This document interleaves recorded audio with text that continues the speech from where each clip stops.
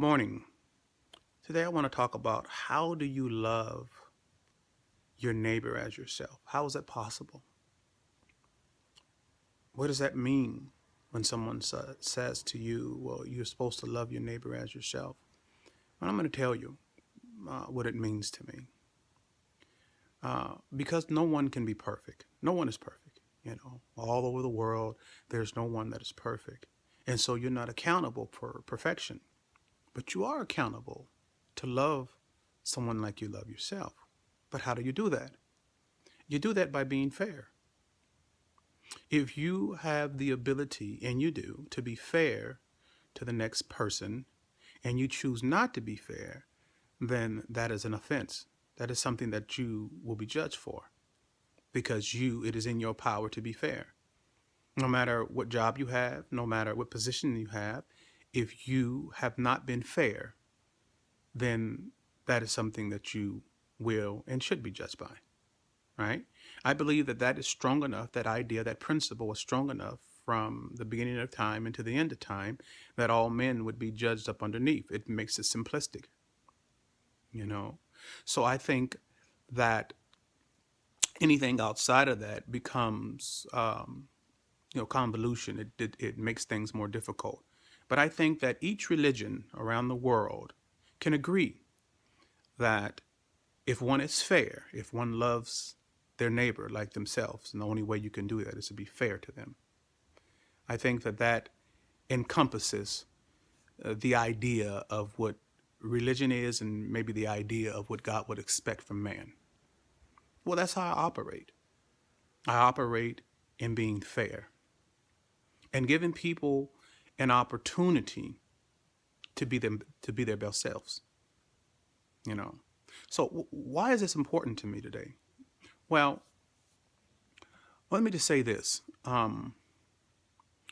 know that there's ideas about like same-sex marriage, and people feel like it's not the right thing to do. Maybe a lot of Christians feel a certain kind of way about that. And there's this idea or this question of whether people were born that way. And I would say, yes, people are born that way, according to the scriptures. The scriptures declare that in the last days that there will be people that will practice homosexuality. It's prophesied. There's also been prophecy of slavery. There's been all different type of prophecies, and if your generation happened to be the generation that falls within that prophecy, then is it your fault? If it was prophesied that Hebrew people would go into slavery, when that happened, is it the fault of the individuals that fell upon that time of the prophecy? Is it their fault? Well, is it the fault of people who have fell into the prophetic that there would be, same-sex marriage? Is it their fault? Or were they born into it? Prophetically, I believe that they were born into it. So if it is true that there were prophecies of slavery, right? And some may say, well, that time of slavery will last 400 years. So what if it was just 200 years into it? Would my position be, well, because you have 200 more years in slavery, I'm not supposed to do anything to try to engage you or help you or love you? Oh, well, you have 200 more years of slavery, so, well, there's nothing I could do. So is it my position to then not do anything because I believe that you have 200 years of slavery? So as a Christian, if Christians believe that that homosexuality is bad, and I'm not arguing either way, I'm just making a point. If they were prophetically in the scriptures said that this exists and that this will exist, well, then is it their fault? If you think it's wrong, I'm saying, is it their fault? Do you not engage them? Do you not love them where they're at? Well, that's a part of that being fair. That loving your neighbor as you love yourself. You have to be fair. There are some people that are within my organization who I love, that are social justice warriors, that are gay. And if I seen someone offend them, they're going to have a problem with me. I don't just like these individuals, I love them immensely. There are also individuals in my organization, my nonprofit, not this time, that are white. And some of my black friends or associates, well, let me not say black friends or associate, but maybe other black organizations might feel that I shouldn't have alliances with white people. But these certain progressive white folks are social justice warriors that I have seen with my own eyes, not just when I met them, but before I even came into the picture, that are fighting for social justice and warriors that I love. That I love. Well, it's the same difference when the urban community is blanketed with a mask, right? Let me explain it to you. When there's a mask over young black men in particular, when they say they're nothing but pimps, drug dealers, um, drug addicts, and gang bangers, right? And this is the mask that's put upon that community.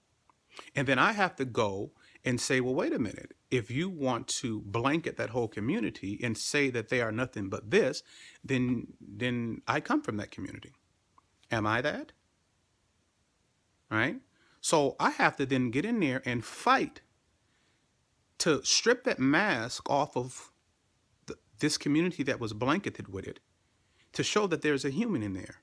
Because I come from there, because I've seen people within that environment love their friends, help their friends, love their mama, love their children, that were human beings that were in a situation. But I fight so that you could be humanized, so to speak, right? Because people could put that mask on you and feel that you're nothing but that. But I use my testimony and my life to show that you are much more than that mask that they've placed over you. So it is with gay people. They are much more than the mask that people place over them. You have to be fair, right?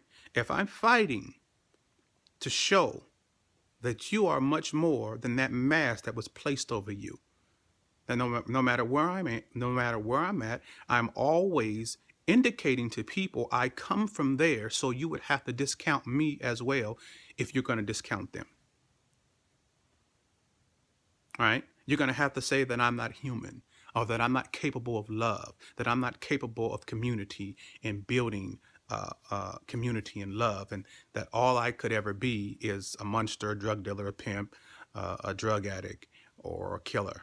Do you understand? You see how dangerous that is? So don't do that to other people. Love your neighbor as you love yourself. Be fair.